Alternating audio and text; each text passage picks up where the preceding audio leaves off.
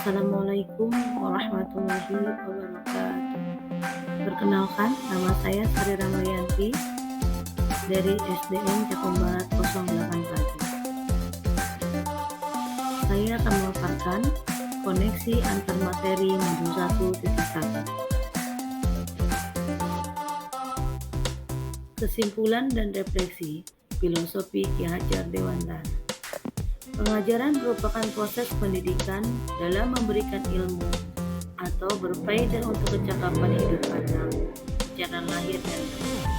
Sedangkan pendidikan memberikan tuntunan terhadap segala kekuatan kodrat yang dimiliki anak agar ia mampu mencapai keselamatan dan kebahagiaan yang setinggi-tingginya, baik sebagai seorang manusia maupun sebagai anggota masyarakat. Pembelajaran di kelas sebelum mempelajari modul 1.1.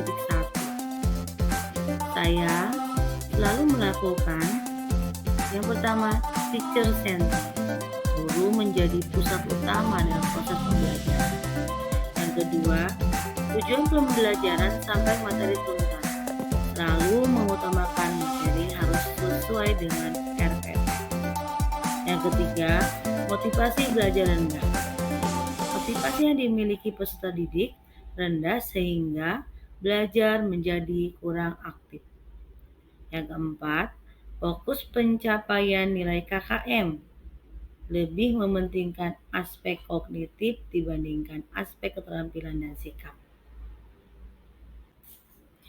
Perubahan yang saya lakukan setelah mempelajari modul 1.1, yaitu perubahan pemikiran.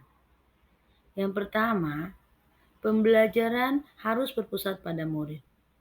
Yang kedua, pembelajaran disesuaikan dengan kebutuhan murid. Yang ketiga, lebih memahami karakteristik murid dengan membiasakan penguatan karakter. Yang keempat, banyak sumber yang bisa digunakan murid untuk belajar dan murid bebas untuk memilih sumber dan mengerjakan tugas yang mereka sukai. Perubahan perilaku.